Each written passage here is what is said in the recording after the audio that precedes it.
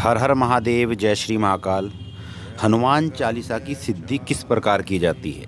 वैसे तो हर दिन हनुमान चालीसा का पाठ आप लोग कर सकते हैं, लेकिन मंगलवार के दिन हनुमान चालीसा का पाठ करने से आपको विशेष लाभ होता है। हनुमान चालीसा का पाठ यदि आप उसके अर्थ को समझ के करते हैं तो वह आपके लिए विशेष लाभदायी होगा, क्योंकि बहुत से लोग केवल रट्टू तोते की तरह हनुमान चालीसा पढ़ते तो हैं पर उसका अर्थ नहीं समझते। तब तक आप उस शक्ति के तत्व को समझ नहीं पाएंगे। हनुमान चालीसा की रचना गोस्वामी तुलसीदास जी ने की थी। गोस्वामी का अर्थ होता है अपनी इंद्रियों का स्वामी, यानी कि अपनी इंद्रियों पर विजय प्राप्त करने वाला। और जो अपनी काम वासना पर नियंत्रण कर लेता है वही अपनी सभी इंद्रियों को वश में कर लेता है। जब भी हम कोई साधना करते हैं तो हमें अपने मन, वाणी और शरीर को शुद्ध करना होता है।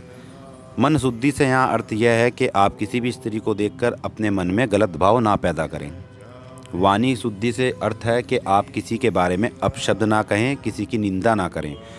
और शरीर शुद्धि का अर्थ है कि आप स्वच्छ रहें, नहा धोकर रहें, ब्रह्मचर्य का पालन करें। जब भी हम कोई साधना करते हैं तो उसमें 1 लोटा जल हमेशा अपने पास रखना चाहिए।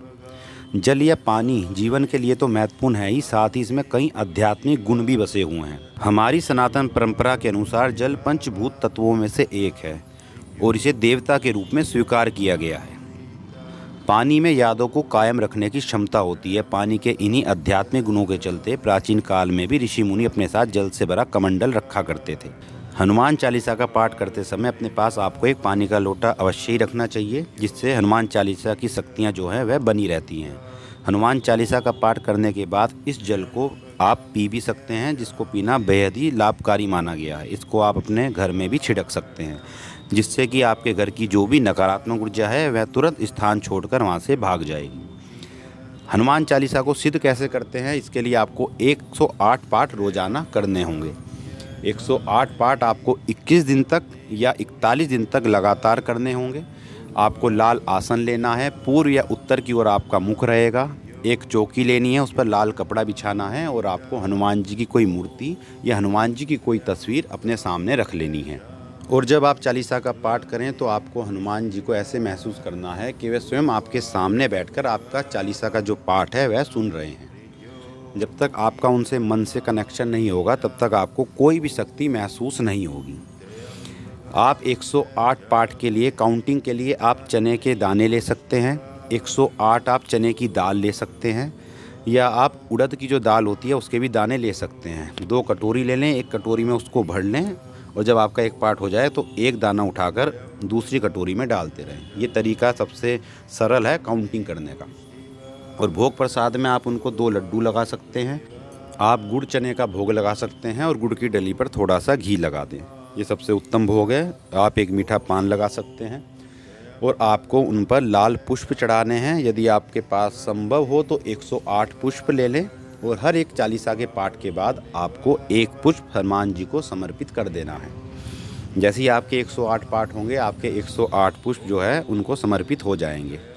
आप किसी विशेष कार्य के लिए कर रहे हैं तो अपना कार्य बोल दें। अपने हाथ में जल लेकर अपना नाम, पिता का नाम, अपना गोत्र, जो भी आपके गुरु हों उनका नाम बोल दें और अमुक कार्य के लिए मैं यह साधना कर रहा हूँ या पाठ कर रहा हूँ और इसमें मुझे सफलता मिले, ऐसा बोल के आप जल वहीं पर छोड़ दें।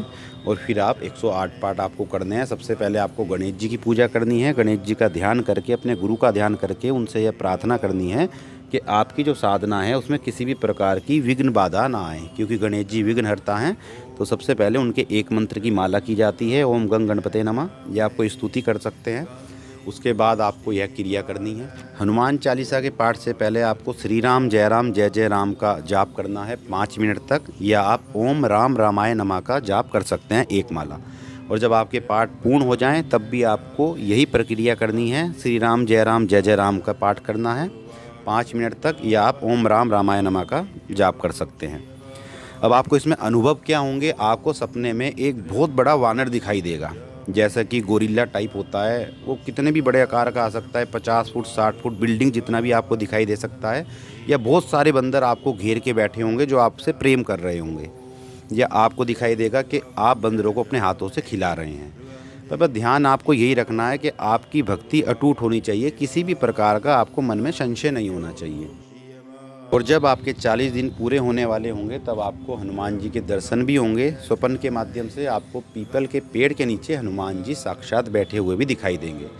यदि आप इसी कर्म को प्रतिदिन करते रहते हैं, 40 दिन के बाद भी नित्य प्रतिदिन आप करते रहते हैं पूरी श्रद्धा के साथ, तो हनुमान जी आपको ब्राह्मण वेश में या बुजुर्ग रूप में या एक बालक के रूप में दर्शन देते ही देते हैं। उनको पहचानना न पहचानना आपके ऊपर है।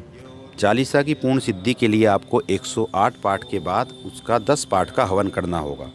हवन के लिए जो नॉर्मल सामग्री आती है उसमें आप काले तिल, सफ़ेद तिल, जौ, अखंडित चावल, थोड़ा शहद, जैसा भी आपका सामर्थ्य है, बादाम वगैरह अगर मिला सकते हैं तो वह सब मिला के उसका दशांश हवन होता है। हर चौपाई के बाद आपको हम हनुमते नमः या हन हनुमते रुद्रात्मकाय होम फट का जाप कर कर आहुति डालनी होती है।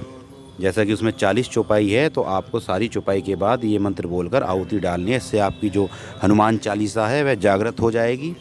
इससे आपको हनुमान चालीसा की पूर्ण सिद्धि प्राप्त होगी, हनुमान जी के गण प्राप्त होंगे और हो सकता है कि चालीसा का पाठ करते समय कुछ दिन बाद आपके ऊपर सवारी भी आ सकती है। तो उससे घबराना नहीं है, जो हो रहा है उसको होने देना है।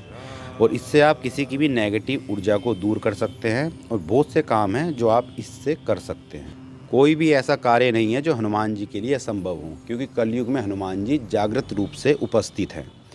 तो ये थी जानकारी हनुमान चालीसा के बारे में। आप लोग इसमें कुछ और पूछना चाहें तो कमेंट के माध्यम से या व्हाट्सअप नंबर के माध्यम से मुझसे पूछ सकते हैं।